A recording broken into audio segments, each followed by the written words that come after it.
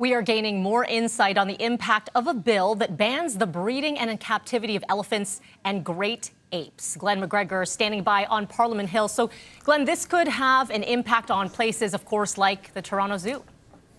Yeah, absolutely. I mean, usually the parliamentary budget officer looks at big government spending. That's his job, is to do an analysis of the cost benefits, things like federal budgets or new tax measures. Today, though, he released a report on this Senate bill. So it's a bill that's been passed by the Senate, is going to head to the House of Commons in the fall. That would start phasing out the captivity of elephants and what it's called great apes. So those are chimpanzees, gorillas, orangutans in captivity for entertainment purposes. So that's obviously going to have a big effect on zoos. This bill has the support of the Liberal government. The Environment Minister, Stephen Guilbeault, was pushing it, has testified on it in the past. And it follows up a previous move by the Liberal government to end the captivity and breeding in that captivity of whales and dolphins. You remember the controversy, of course, about the orcas kept at Marineland in the Niagara Falls area. Now, this bill is going to go a step further and prevent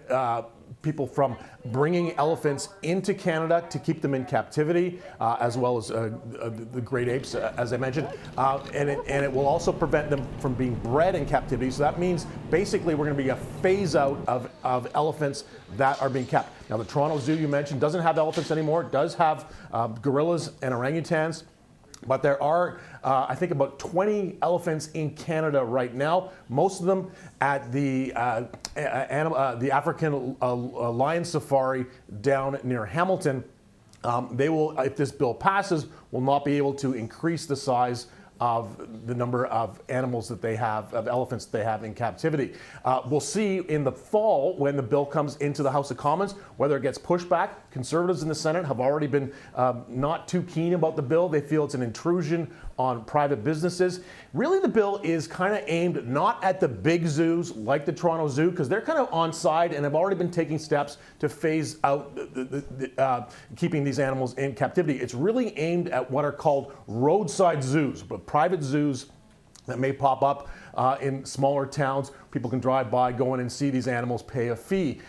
And the animal rights activists are really pushing it hard, and they also want to see the bill expanded, and this is something that may happen when it comes to the House of Commons in the fall, to include big cats. So we're talking about lions, tigers, prevent those from being kept in captivity too. The idea here is with elephants and great apes is that these are like whales and dolphins, they are sentient beings, and they really, really suffer when they're in captivity, and that the idea is to move them out, the existing stock of these animals, move them into sanctuaries. The elephants that were in the Toronto Zoo have been moved to California into an animal sanctuary there, because you can't just send them back to wherever they're native to. It's just too hard for them to make that transition. So we're going to see in the fall, Mel, exactly whether the Conservatives get behind this plan and whether there's going to be some pushback from private zoo operators who see this as basically eroding their business model. Yeah, a lot to this story, that's for sure. Glen McGregor, I appreciate you breaking this down for us. Thank you. Thanks, Mel.